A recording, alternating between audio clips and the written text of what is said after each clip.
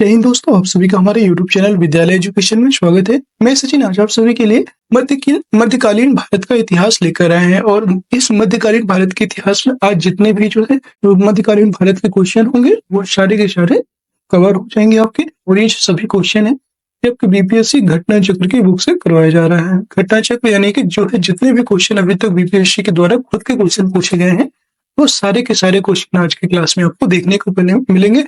और ये मध्यकालीन भारत का जो इतिहास है यहाँ से क्वेश्चन कई बार बहुत ज्यादा क्वेश्चन पूछ लेता है। जिनका भी हिस्ट्री सब्जेक्ट रहा होगा उनको ये पता है कि यहाँ से बार बार क्वेश्चन और काफी मात्रा में क्वेश्चन पूछे जाते हैं। तो चलिए आज इस क्लास में मध्यकालीन भारत को हम लोग खत्म करेंगे, पूरा का पूरा रिविजन करेंगे। अभी तक जितना हमने पढ़ा है वो सारे क्वेश्चन आज के ही क्लास में रिविजन हो जाएंगे।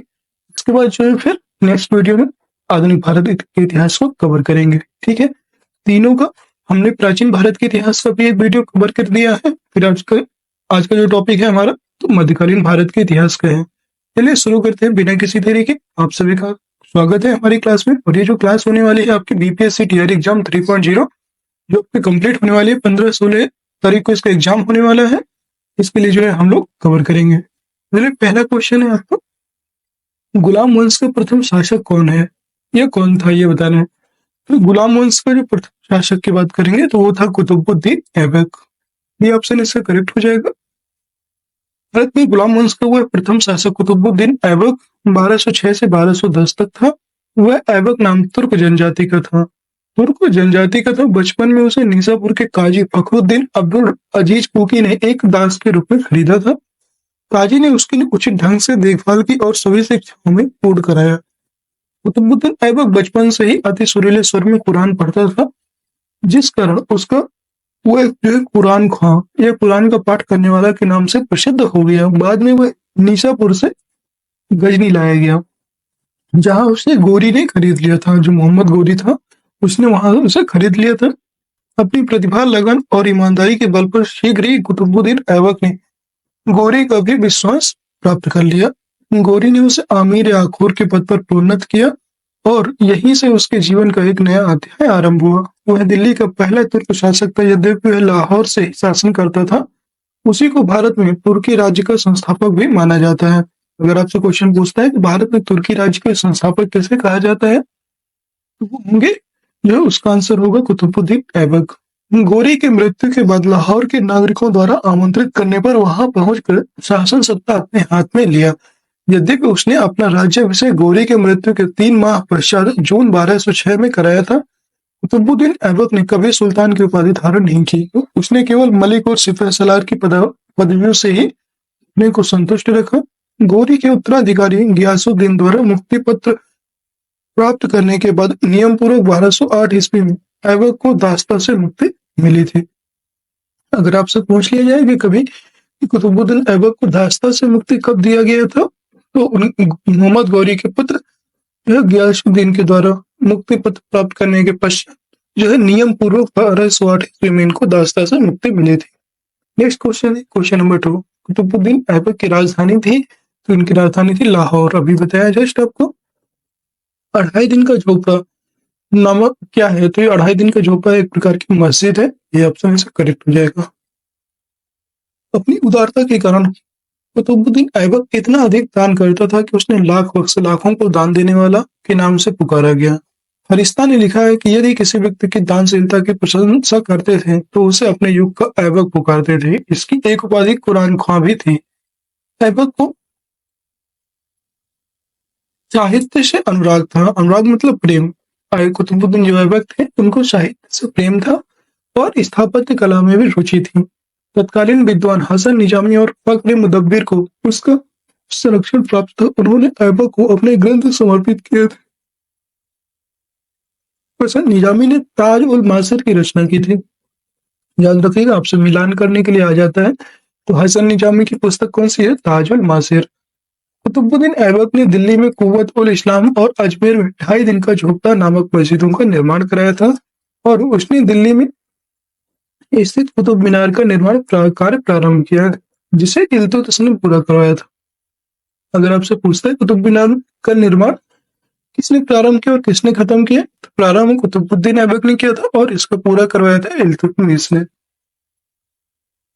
कुतुब मीनार किसके द्वारा पूरा किया गया था? ये इल्तुतमिश के द्वारा पूरा किया गया था। ये ऑप्शन इसका राइट हो जाएगा। और ये आपका जो है बीपीएससी प्री 2022 में भी क्वेश्चन पूछा गया है। 5वां नंबर क्वेश्चन है, भारत में मोहम्मद गोरी ने किसको प्रथम अख्तर प्रदान किया था? प्रथम अख्तर जिसे प्रदान किया था उसका नाम है कुतुबुद्दीन ऐबक। गोरी की विजयों के बाद शीघ्र ही उत्तर भारत में अख्तर प्रांत स्थापित हो गई थी। गौर के मोहम्मद शाम जो मोहम्मद गोरी ने कुतुबुद्दीन ऐबक को 1191 ईस्वी में हाशी अख्तर या इक्ता प्रांत प्रदान किया।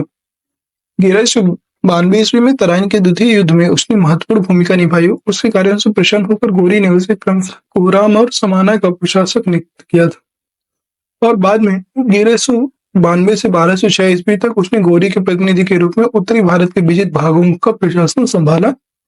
इस अवधि में ऐबक ने उत्तरी भारत में तुर्की शक्ति का विस्तार भी किया था। क्वेश्चन नंबर 6 है, बिहार का प्रथम मुस्लिम विजेता कौन था? तो बिहार का अगर पूछेंगे तो वो थे आपके बख्तियार खिलजी। ये ऑप्शन इसका करेक्ट हो जाएगा। और ये बख्तियार खिलजी को तो आप सभी लोग जानते ही हैं, एक बार पढ़ लीजिए इसके बारे में। मोहम्मद गोरी के एक साधारण दास, ये किसका दास था? मोहम्मद गोरी का एक साधारण दास था इख्तियारुद्दीन मोहम्मद बिन बख्तियार खिलजी।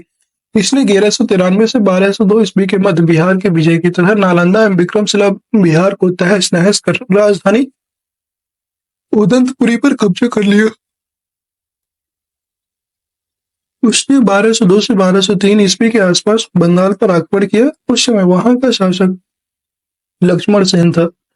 वह बिना युद्ध किए ही भाग निकला। तुर्की सेना ने राजधानी नदिया में प्रवेश कर बुरी तरह लूटपाट किया और राजा की अनुपस्थिति में नगर ने आत्मसमर्पण भी कर दिया। लक्ष्मण सेन ने भागकर दक्षिण बंगाल में शरण ली और वह कुछ समय तक शासन करता रहा। प्रसिद्ध पर्शियन इतिहासकार मिनहाजुद्दीन सिराज ने अपनी पुस्तक तबकात नासरी में बिहार में उसके हमलों के बारे में विस्तार से वर्णन किया गया है। अगर आपसे कभी पूछता है कि जो बख्तियार खिलजी है उसके हमलों का वर्णन किस पुस्तक में किया गया है, याद रखिएगा तबकात नासरी, ये पुस्तक का नाम याद रखिएगा। और ये किसके द्वारा लिखी गई थी? मिनहाजुद्दीन सिराज। नेक्स्ट क्वेश्चन है क्वेश्चन नंबर 7। बिहार पर बख्तियार खिलजी के हमले का पहला विवरण प्राप्त हुआ था। ये तबकात नासरी से प्राप्त हुआ है। बी ऑप्शन करेक्ट हो जाएगा। और ये किसके द्वारा लिखी गई है? मिनहाजुद्दीन सिराज के द्वारा। दोस्तों अगर क्लास पसंद आ रही है तो क्लास को सभी लोग एक बार लाइक कर दीजिए। सभी लोग एक बार लाइक कर दीजिए क्लास को और शेयर कर दीजिए।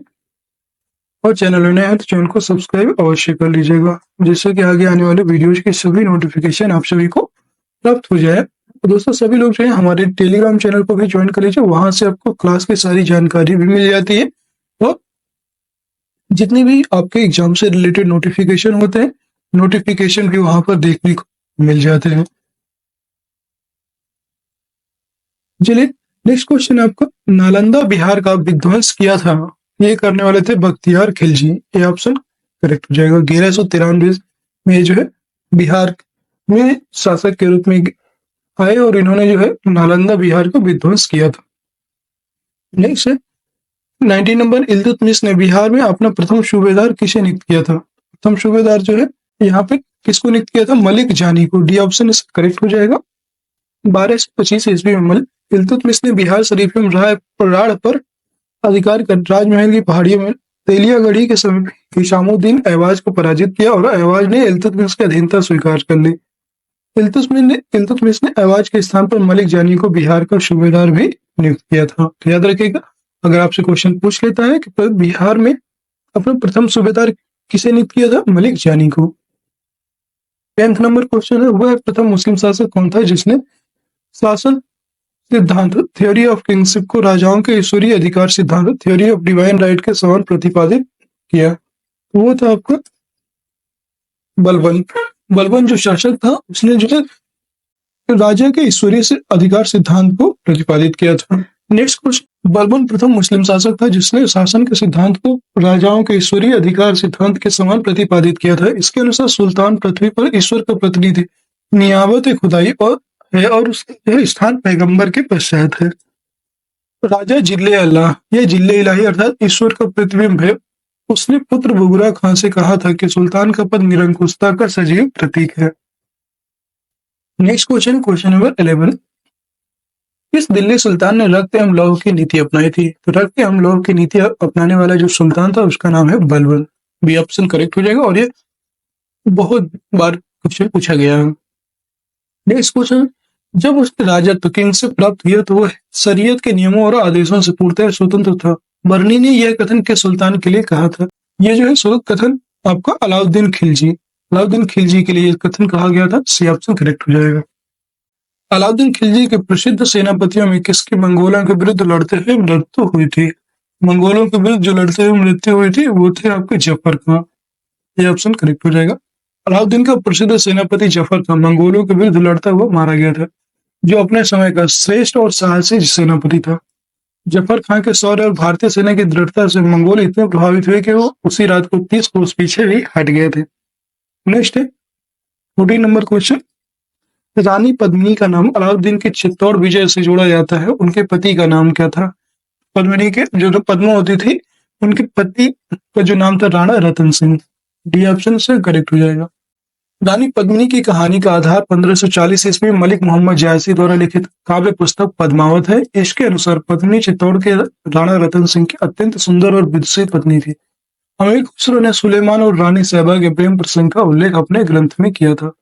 उसने अपने संकेतों में अलाउद्दीन की क्षमता सुलेमान से एवं पद्मिनी की तुलना साहिबा से की थी। संभवतः इसी आधार को मानकर मलिक मोहम्मद जायसी ने पद्मावत की रचना की और राणा रतन सिंह की रानी पद्मिनी की कहानी भी बन गई।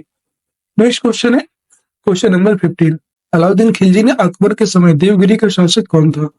जो अलाउद्दीन खिलजी ने आक्रमण किया था उसमें देवगिरी के शासक थे रामचंद्र देव। ए ऑप्शन इसका करेक्ट हो जाएगा। इस सुल्तान के काल में खालसा भूमि अधिक पैमाने पर विकसित हुई थी। ये अलाउद्दीन खिलजी के समय में खालसा भूमि सबसे अधिक पैमाने पर विकसित हुई। नेक्स्ट क्वेश्चन है 17 नंबर है, अलाई दरवाजा का निर्माण किस सुल्तान ने करवाया था? ये थे अलाउद्दीन खिलजी। ये ऑप्शन इसका करेक्ट हो जाएगा। दिल्ली के किस सुल्तान ने सबसे ज्यादा नहरों का निर्माण किया? तो सबसे ज्यादा जो नहरों का निर्माण किया था फिरोज शाह तुगलक। ये ऑप्शन इससे करेक्ट हो जाएगा। फिरोज तुगलक द्वारा स्थापित दारुल सफा क्या था? दारुल सफा एक प्रकार का खैराती अस्पताल था। डी ऑप्शन इसका करेक्ट हो जाएगा। अगला क्वेश्चन है क्वेश्चन नंबर 20, निम्नलिखित में से किस सुल्तान ने बेरोजगारों को रोजगार दिलवाया था? अलाउद्दीन खिलजी, मोहम्मद बिन तुगलक, फिरोज तुगलक या शेरशाह सूरी। तो बेरोजगारों को जो रोजगार देने वाला शासक था फिरोज तुगलक था। फिरोज शाह तुगलक ने सामान्य लोगों की भलाई के लिए कुछ उपकार के कार्य किए। नियुक्ति के लिए एक दफ्तर, रोजगार दफ्तर खोलकर तथा प्रत्येक मनुष्य के गुण एवं योग्यता की पूरी जांच पड़ताल के बाद यथासंभव अधिक से अधिक लोगों को नियुक्ति देकर उसने बेगारी की समस्या बेगारी की समस्या को हल करने का प्रयास किया। 21 नंबर क्वेश्चन है, निम्नलिखित में से किस सुल्तान के दरबार में सबसे अधिक गुलाम थे? तो सबसे अधिक जो गुलाम थे वो थे फिरोज तुगलक के काल में। डी ऑप्शन करेक्ट हो जाएगा। फिरोज को दासों को बहुत सख्त हुआ, उसने दासों की संख्या संभवतः 1,80,000 तक पहुंच गई थी। उनकी देखभाल के लिए एक पृथक विभाग दीवाने बंदगान का गठन किया गया था और उन दासों की शिक्षा का पूर्ण ध्यान रखा जाता था। प्रत्येक दास को 10 से 100 टंके के बीच वेतन मिलता था तथा कभी कभी जागीरें भी मिलती थी। फिरोज का यह शौक राज्य के लिए हानिकारक सिद्ध हुआ। 22 नंबर क्वेश्चन है, निम्नलिखित में से किस सुल्तान ने फलों की गुणवत्ता सुधारने के लिए उपाय किए थे? तो वो थे आपके Firoz Tughlaq. B option correct हो जाएगा। 23 नंबर क्वेश्चन है, फारसी यात्री अब्दुल रज्जाक भारत में किस राजा के शासनकाल में आया था? तो जो फारसी यात्री अब्दुल रज्जाक है ये आपका जो है देवराय द्वितीय के शासनकाल में आया था। याद रखिएगा, सी ऑप्शन से करेक्ट हो जाएगा। नेक्स्ट क्वेश्चन है 24, तैमूर के आक्रमण के बाद भारत में किस वंश का राज्य जो है स्थापित हुआ था? लोधी वंश, सैयद वंश, तुगलक वंश या खिलजी वंश? तो तैमूर के आक्रमण के पश्चात जो है भारत में जो है तुगलक वंश का शासन जो है, पर यहाँ पे सैयद वंश का शासन आया था। याद रखिएगा। इसका जो राइट आंसर हो जाएगा बी ऑप्शन हो जाएगा। देख लीजिए एक बार, ये सैयद वंश का शासन यहाँ पर तैमूर वंश के आक्रमण के पश्चात आया। बी ऑप्शन इसमें करेक्ट हो जाएगा। इससे क्या रीजन है एक बार देख लीजिए। तैमूर के आक्रमण जो है 1398 ईस्वी में होता है। तैमूर के आक्रमण ने तुगलक शासन को कमजोर कर दिया और 1412 ईस्वी में नासिरुद्दीन की मृत्यु के साथ ही तुगलक वंश का अंत हो गया। 1413 ईस्वी में सरदारों ने दौलत खां को दिल्ली का सुल्तान चुना, परंतु उसे दौलत खां ने के सूबेदार खिजर खां के ने जो है पराजित कर दिया। वह तैमूर द्वारा नियुक्त लाहौर का सूबेदार था और तैमूर के आक्रमण के बाद 1414 ईस्वी में उसने दिल्ली पर अधिकार एक नए वंश सैयद वंश की नींव डाली। दिल्ली पर अधिकार किसने किया? ये जो है करने वाले थे तैमूर। ठीक है, तैमूर द्वारा खिजर खां ने जो है, याद रखिए, खिजर खां ने दिल्ली पर अधिकार कर लिया और नए वंश की स्थापना की 1414 में। नेक्स्ट क्वेश्चन है 25। निम्नलिखित में से किस सुल्तान ने एक नगर बसाया जहां अब आगरा है? तो आगरा नगर के किसने बसाया था? वो थे Sikandar Lodi. B option correct हो जाएगा। नेक्स्ट क्वेश्चन है 26। विजयनगर साम्राज्य के संस्थापक कौन थे? विजयनगर साम्राज्य के संस्थापक की बात करेंगे तो वो थे आपका हरिहर और बुक्का। ये दोनों भाई थे और इन्होंने जो है 1336 ईस्वी में विजयनगर साम्राज्य की स्थापना की थी।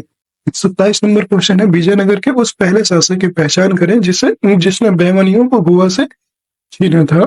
तो बहमनियों से गोवा को छीनने वाले थे हरिहर द्वितीय। बी ऑप्शन इसका करेक्ट हो जाएगा। 28 नंबर क्वेश्चन है विजयनगर के राजा कृष्णदेव राय ने गोलकुंडा का युद्ध किस राजा के साथ लड़ा था? गोलकुंडा का जो युद्ध है ये कुली कुतुब शाह और कृष्णदेव राय के मध्य लड़ा गया था। ये ऑप्शन करेक्ट हो जाएगा। नेक्स्ट क्वेश्चन है 29। विजयनगर साम्राज्य के वित्तीय व्यवस्था की मुख्य विशेषता क्या थी? तो वित्तीय जो व्यवस्था थी उसकी मुख्य विशेषता थी भू राजस्व। बी ऑप्शन करेक्ट हो जाएगा। 30 नंबर क्वेश्चन है विजयनगर साम्राज्य का अवशेष कहाँ मिलता है? ये जो है हम्पी कर्नाटक में मिलता है विजयनगर साम्राज्य के अवशेष। नेक्स्ट क्वेश्चन है 31। दीवान अर्ज विभाग संबंधित था। दीवान अर्ज विभाग है ये रक्षा विभाग से संबंधित है। सी ऑप्शन करेक्ट हो जाएगा। नेक्स्ट है आपका शिवाजी की राजधानी कहाँ थी? शिवाजी की जो राजधानी थी वो थी रायगढ़। ये ऑप्शन यहाँ पे करेक्ट हो जाएगा। बहमनी राज्य का संस्थापक कौन थे? तो बहमनी राज्य के जो संस्थापक हैं वो है अलाउद्दीन हाशिम। ये ऑप्शन इसका करेक्ट हो जाएगा। नेक्स्ट क्वेश्चन है 34 नंबर क्वेश्चन है सरंजामी प्रथा किससे संबंधित थी? तो जो सरंजामी प्रथा थी ये मराठा भू राजस्व व्यवस्था थी। ये ऑप्शन करेक्ट हो जाएगा। मराठा भू राजस्व प्रथा थी सरंजामी प्रथा। Next question 35। निम्नलिखित में कौन भूमि उत्पाद पर लगने वाले कर को इंगित करता है? तो ये थे आपके खराज और उस्र मुक्तई। ये तीनों जो कर हैं ये आपके भूमि उत्पाद पर लगने वाले कर हैं। खुम्स आपका लूटपाट का धन था। याद रखिए खुम्स जो है आपका लूटपाट का धन था। ये आपको याद रखनी है। खराज, उस्र और मुक्तई पहला, तीसरा और चौथा डी ऑप्शन से करेक्ट हो जाएगा। नेक्स्ट 36 नंबर क्वेश्चन है किस सुल्तान ने जमीन में फसल की नपाई का आधा राजस्व के रूप में दावा किया? तो जमीन में जो है फसल की जो नपाई है उसका आधा राजस्व के रूप में दावा किया था अलाउद्दीन खिलजी के द्वारा। सी ऑप्शन इसका करेक्ट हो जाएगा। 37 नंबर क्वेश्चन है शेख बहाउद्दीन जकारिया किस संप्रदाय के थे? सुहरावर्दी, ऋषि संप्रदाय, चिश्ती संप्रदाय या फिरदौसी? उपयुक्त में से कोई नहीं, एक से अधिक। ये आपको बीपीएससी 2018 में क्वेश्चन पूछा गया था। और शेख जो है बहाउद्दीन जकारिया ये आपके जो है सुहरावर्दी संप्रदाय से थे। सुहरावर्दी संप्रदाय।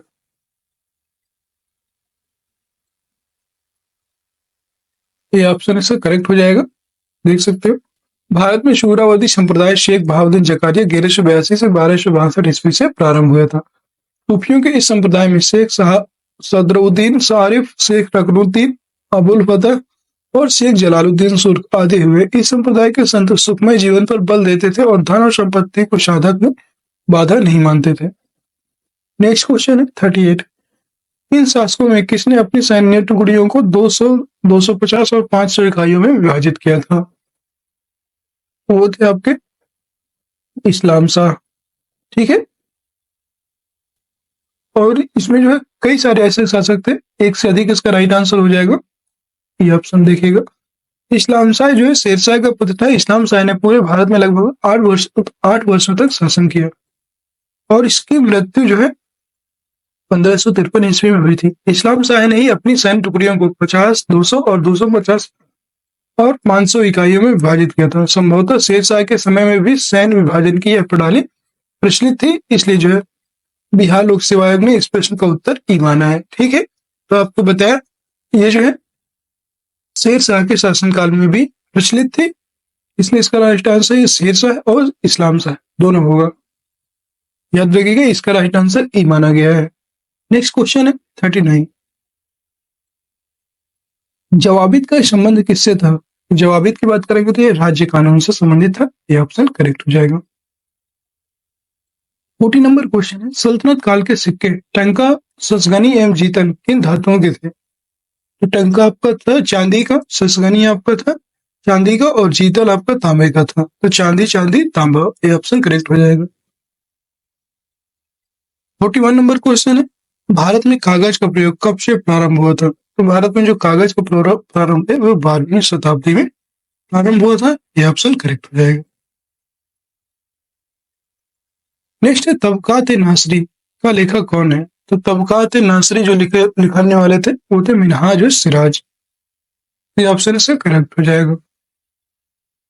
43 नंबर क्वेश्चन है, सभी भक्ति संतों के मध्य एक समान विशेषता थी कि उन्होंने अपनी वाणी को उसी भाषा में लिखा जिससे उन्हें उनके भक्त समझते थे। ये ऑप्शन करेक्ट हो जाएगा। नेक्स्ट क्वेश्चन 44, निम्नलिखित में से किस सुल्तान ने निजामुद्दीन औलिया को उन्हें भेंट करने से इनकार कर दिया था? वो थे अलाउद्दीन खिलजी। अलाउद्दीन खिलजी ने जो है निजामुद्दीन औलिया अलाउद्दीन खिलजी से जो है निजामुद्दीन औलिया ने भेंट करने से इनकार कर दिया था। ये ऑप्शन इसका करेक्ट हो जाएगा।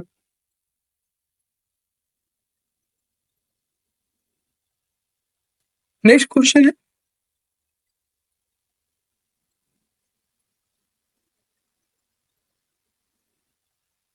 45 नंबर क्वेश्चन है, 12 मासा की रचना किसने की थी? 12 मासा की जो रचना है मलिक मोहम्मद जयासी जी के द्वारा की गई थी। सी ऑप्शन करेक्ट हो जाएगा। अगला क्वेश्चन है, पानीपत के युद्ध में बाबर की जीत का मुख्य कारण क्या था? ये था उसकी सैन्य कुशलता। बी ऑप्शन से करेक्ट हो जाएगा। नेक्स्ट क्वेश्चन है 47, तुजु के बाबरी किस भाषा में लिखा गया था? तो ये जो है तुजु के बाबरी आपका तुर्की भाषा में लिखा गया था। सी ऑप्शन करेक्ट हो जाएगा। 48 नंबर क्वेश्चन है, हुमायूं ने चुनार दुर्ग पर प्रथम आक्रमण कब किया? तो ये जो है 1532 ईस्वी में इन्होंने प्रथम आक्रमण किया था। 49 नंबर क्वेश्चन है आपका, निम्नलिखित में से किसने अपने बादशाह पति के लिए मकबरे का निर्माण करवाया था? वो थी आपके हाजी बेगम ने। हाजी बेगम ने अपने पति हुमायूं के लिए हुमायूं के मकबरे का निर्माण कराया था। याद रखिएगा, हुमायूं। नेक्स्ट है आपका 50 नंबर क्वेश्चन है, हुमायूं नामा की रचना किसने की थी? तो हुमायूं नामा की रचना गुलबदन बेगम ने किया था। सी ऑप्शन इसका करेक्ट हो जाएगा।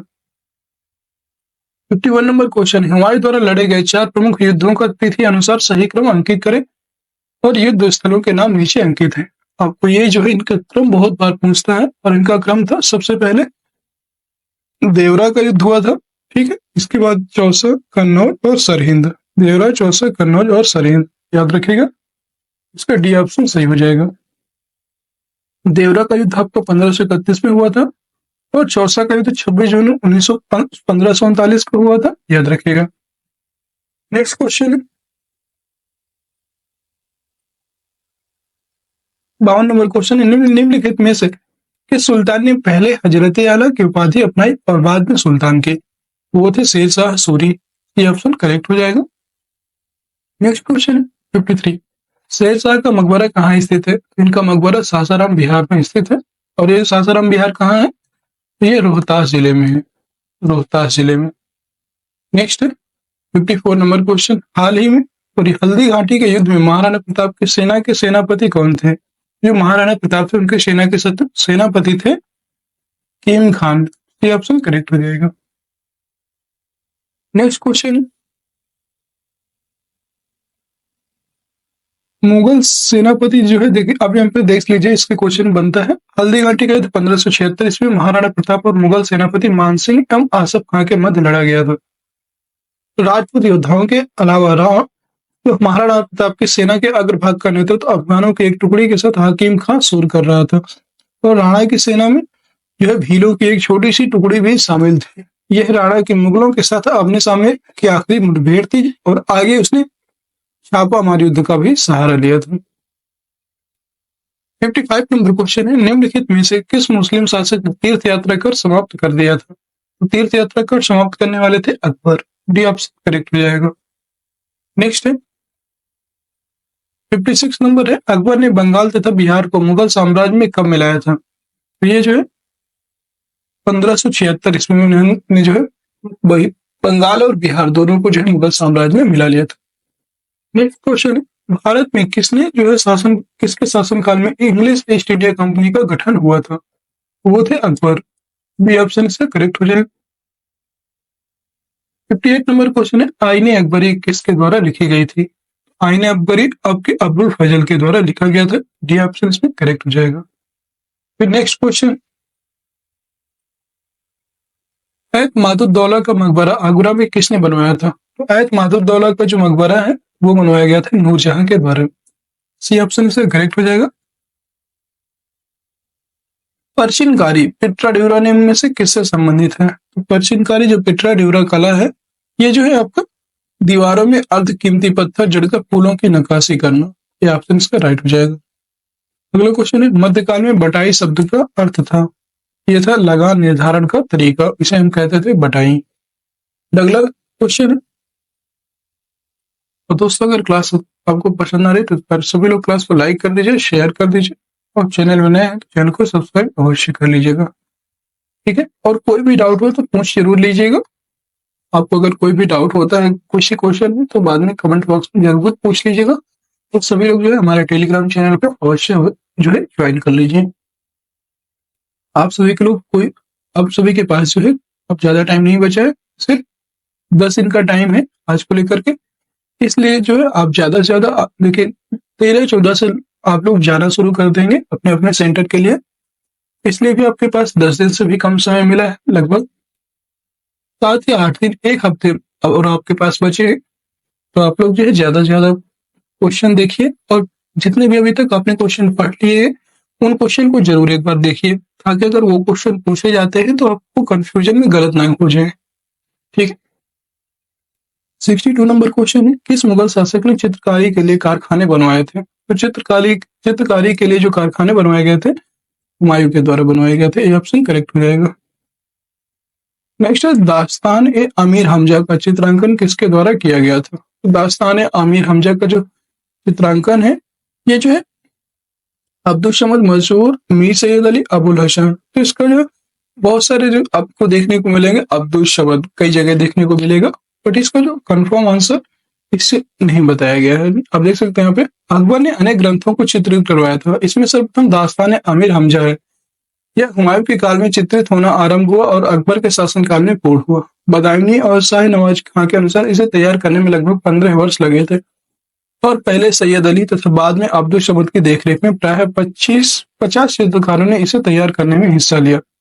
इसमें करीब 1400 चित्र थे और सभी चित्र 27 बाई 20 आकार वाले असामान्य रूप से लंबे चौड़े फोलियो के एक तरफ चिपकाए हुए थे। यह ग्रंथ फारसी नायक अमीर हमजा मोहम्मद साहब के जो चाचा थे इनके वीरतापूर्ण कारनामों का उल्लेख है। तो याद रखिएगा इसमें 2 लोगों ने कार्य किया था, अब्दुल समद और जो है पहले सैयद अली थे। तो याद रखिए मीर सैयद अली और अब्दुल समद, इसके दोनों राइट आंसर हो जाएगा। तो ए और बी, ए और सी याद रखिएगा, ए और सी इसका जो है राइट आंसर माना गया है। नेक्स्ट क्वेश्चन है 64, यूरोपीय चित्रकारी का प्रवेश किसके दरबार में हुआ? तो यूरोपीय जो चित्रकारी है इसका जो है दरबार अकबर के दरबार में प्रवेश हुआ था। बी ऑप्शन इसका करेक्ट हो जाएगा। फिर अगला क्वेश्चन है 65 नंबर क्वेश्चन है, दसवंत और बशावन प्रसिद्ध चित्रकार मुगल सम्राट में राज दरबारी थे। जो दसवंत और बशावन थे ये अकबर के शासनकाल में थे। ये ऑप्शन से राइट हो जाएगा। नेक्स्ट क्वेश्चन है 66, मुगल चित्रकला किसके नेतृत्व में अपने शीर्ष बिंदु पर थी? जो मुगल चित्रकला है शीर्ष बिंदु पर चित्रकला की बात करेंगे तो वो थी जहांगीर। ये ऑप्शन करेक्ट हो जाएगा। 67 नंबर क्वेश्चन, जाब्ती प्रणाली किसकी उपज थी? तो जाब्ती प्रणाली की बात करेंगे तो ये जो है अकबर की ही उपज थी। डी ऑप्शन करेक्ट हो जाएगा। नेक्स्ट क्वेश्चन है आपका 68 नंबर क्वेश्चन है, यह कथन है कि अकबर के शासन में इलाहाबाद में 40 स्तंभ युक्त मंजिल के निर्माण में 50,000 से 20,000 लोगों ने 40 साल तक काम किया था। मनुची, टवर्नियर, ये किसका कथन था ये बताना है। विलियम फिंच या अब्दुल हामिद लाहौरी। इसका जो राइट आंसर था विलियम फिंच था। सी ऑप्शन पे सही हो जाएगा, ठीक है। और विलियम फिंच के अनुसार इलाहाबाद स्थित पैलेस ऑफ 40 पिलर्स के जो है निर्माण में 40 वर्ष लगे थे और इसके निर्माण हेतु 50,000 से 20,000 लोगों ने काम किया था। नेक्स्ट क्वेश्चन है 69, कश्मीर का अकबर नाम से प्रसिद्ध सुल्तान कौन सा था। कश्मीर का जो अकबर है इस नाम से सुल्तान जैनुल अब्दीन को जाना जाता है। डी ऑप्शन करेक्ट हो जाएगा। दो अस्पा एवं सिंह अस्पा प्रथा किसने शुरू की थी। तो दो अस्पा और सिंह अस्पा की प्रथा है जो ये जहांगीर के द्वारा शुरू किया गया था। बी ऑप्शन करेक्ट हो जाएगा। ईरान के शाह और मुगल शासकों के बीच झगड़े की जड़ क्या थी। तो ईरान के शाह और मुगल शासक जो थे उनके बीच झगड़े की जड़ थी कंधार। बी ऑप्शन करेक्ट हो जाएगा। दिल्ली के लाल किले का निर्माण करवाया था। दिल्ली की जो लाल किला है इसका निर्माण अकबर, नूरजहां, आप सभी को पता ही है किसने करवाया था। तो वो थे जो है आपका जहांगीर शाहजहां। शाहजहां ने जो है दिल्ली के लाल किले का निर्माण करवाया था। डी ऑप्शन करेक्ट हो जाएगा। 73 नंबर क्वेश्चन है, निम्नलिखित में किस इतिहासकार ने शाहजहां के शासनकाल को मुगल काल का स्वर्ण युग कहा है। मुगल काल का स्वर्ण युग कहा है। तो वो थे एएल श्रीवास्तव। एएल श्रीवास्तव के द्वारा कथन था कि जो शाहजहां का शासनकाल है इसको जो है मुगल काल का स्वर्ण युग कहा गया। 74 नंबर क्वेश्चन है, औरंगजेब द्वारा चलाए गए जिहाद का अर्थ क्या था। तो दारुल इस्लाम। बी ऑप्शन करेक्ट हो जाएगा। जो औरंगजेब द्वारा चलाया गया जिहाद था उसको दारुल इस्लाम के नाम से जाना जाता है। 75 नंबर क्वेश्चन, पटना में किस सिख गुरु का जन्म हुआ था। नानक, तेग बहादुर, हरगोविंद या गोविंद सिंह। तो इसमें जो है गोविंद सिंह का जन्म पटना के जो सिख गुरु थे उनका जन्म गुरु गोविंद सिंह का जन्म पटना में हुआ था, याद रखेगा। नेक्स्ट क्वेश्चन है 76, मुगल प्रशासन में मुहतसिब क्या था। ये थे लोक आचरण अधिकारी। मुगल प्रशासन में जो मुहतसिब का अर्थ, मुहतसिब किसको कहते थे, लोक आचरण अधिकारी को। 77 नंबर क्वेश्चन है, मुगल प्रशासन में मदद ए मास इंगित करता है। तो मदद ए मास की बात करेंगे तो वो था विद्वानों को दी जाने वाली राजस्व मुक्त अनुदत्त भूमि, जिसमें जो है कोई भी राजस्व नहीं लगता था और वो मुक्त अनुदत्त भूमि होती थी, उसको मदद ए मास कहते थे। बी ऑप्शन से करेक्ट हो जाएगा। 78 नंबर क्वेश्चन है, मयूर सिंहासन पर बैठने वाला अंतिम मुगल सम्राट कौन था। वेरी इंपॉर्टेंट है, ये जरूर याद रखिएगा। तो वो थे आपके जो है मोहम्मद शाह। इन्हीं को मोहम्मद शाह रंगीला के नाम, इनका उपनाम जो है मोहम्मद शाह रंगीला भी है, ये याद रखेंगे। और ये जो है अंतिम जो है मुगल सम्राट थे जिन्होंने जो है मयूर सिंहासन पर बैठे थे। शाहजहां द्वारा बनवाए गए प्रसिद्ध मयूर सिंहासन पर बैठने वाला अंतिम मुगल शेख मोहम्मद शाह था, क्योंकि इसके काल में नादिर शाह ने 1739 ईस्वी में भारत पर आक्रमण किया और करनाल युद्ध में मुगल सेना को पराजित किया था। समकालीन लेखक आनंदराम मुखलिस के अनुसार नादिर शाह अपने साथ 60,000 रुपए, कई हजार असरफियां और 1 करोड़ रुपए का सोना, 50 करोड़ के जवाहरात और कोहिनूर तथा तख्तो ताउस मयूर सिंहासन भी ईरान ले गया था। नेक्स्ट क्वेश्चन 79 और इसका आंसर जो है आप सभी लोगों को देना है कि इसका आंसर क्या होगा। मैं क्वेश्चन पढ़ता हूँ, निम्नलिखित में से किस मुगल बादशाह को वजीर गाजीउद्दीन ने दिल्ली में दाखिल नहीं होने दिया था। आलमगीर द्वितीय को, शाह आलम द्वितीय को, अकबर द्वितीय या बहादुर शाह द्वितीय। इसको बताना है कि वजीर गाजीउद्दीन ने दिल्ली में दाखिल किसको नहीं होना दिया था। जो तो इसका जो राइट आंसर है इसका आंसर कमेंट बॉक्स में कमेंट कीजिएगा। और कैसी लगी आज की क्लास कमेंट बॉक्स में बताइएगा। किसी भी क्वेश्चन में डाउट हो तो आप जो है आराम से पूछ सकते हैं। क्लास पसंद आई है तो क्लास को आप सभी लोग लाइक कर सकते हैं, शेयर कर दीजिए सभी लोग, और चैनल में नए हैं तो चैनल में सब्सक्राइब जरूर कर लीजिएगा, जिससे कि ऐसे ही आगे आने वाले सभी वीडियोज की नोटिफिकेशन आप सभी को प्राप्त हो जाए। और दोस्तों आप सभी जो है हमारे टेलीग्राम चैनल को भी ज्वाइन कर लीजिए। टेलीग्राम चैनल का जो लिंक है, टेलीग्राम चैनल का जो लिंक है विद्यालय एजुकेशन से के नाम से जो आपको मिल जाएगा, जिसका लिंक आपको इसी वीडियो के डिस्क्रिप्शन में मिल जाएगा। टेलीग्राम चैनल का हमारा नाम है विद्यालय एजुकेशन। ठीक है, मिलते हैं फिर किसी नेक्स्ट वीडियो में। तब तक के लिए जय हिंद, जय भारत। है।